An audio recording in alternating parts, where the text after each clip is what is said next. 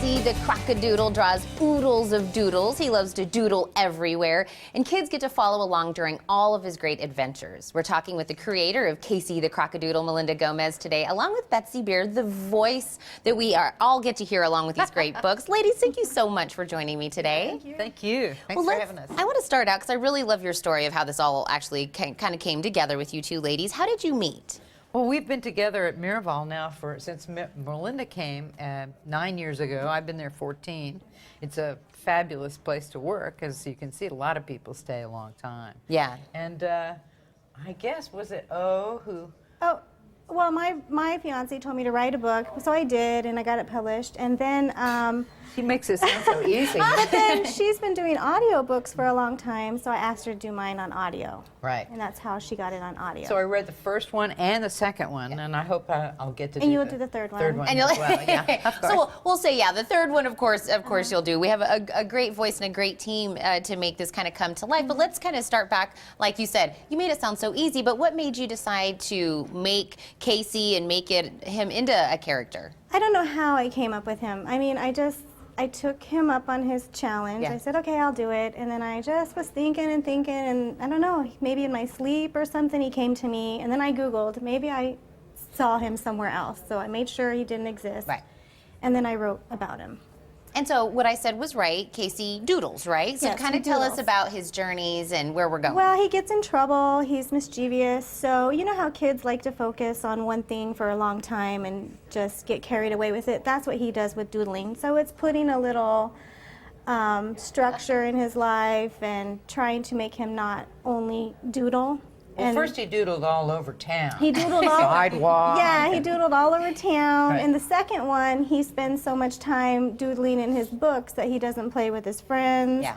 So it's about compromise and balance. Yeah. And do we already know where Casey is going for his next adventure? He's going to come to Tucson. Oh my gosh! He's going to do all the fun things to do only in Tucson, and he's going to doodle about them. I So- think that is so great. And so are you the voice, do you do all the voices? I don't know how audiobooks Well, work. audiobooks are just Yeah. books that are written, that are already published Yeah. mostly, and then they're read for a CD that Yeah. you would listen to on your walk or your long drive or commute to work. So do you put like character voices to Oh, the yeah. people? Yes, indeed. I'm an That's actress. really hard to do. Yes, it is. So yes, it is. her imagination of Casey, and then you have to kind of give a voice to what she imagined. Did it No, fit she, with what she you thought? nailed it. She's awesome. Yeah. No, she Thanks. did great. She did amazing. Yeah. And I know, of course, like we were saying, you had done audiobooks before. Are you also doing other audiobooks beyond Casey? Oh, yes, I am. I just finished one about Germany in Wow. 1930.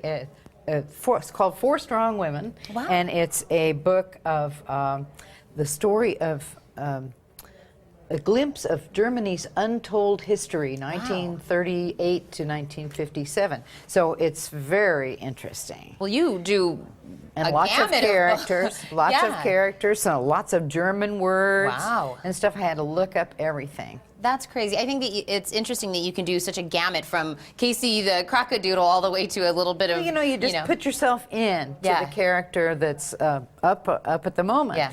And that's how you do it. I think that's so great. And so for Casey's books, I know we're about to see him do an adventure in Tucson, but what age range do you think is right for your books? Probably 4 years old to second grade.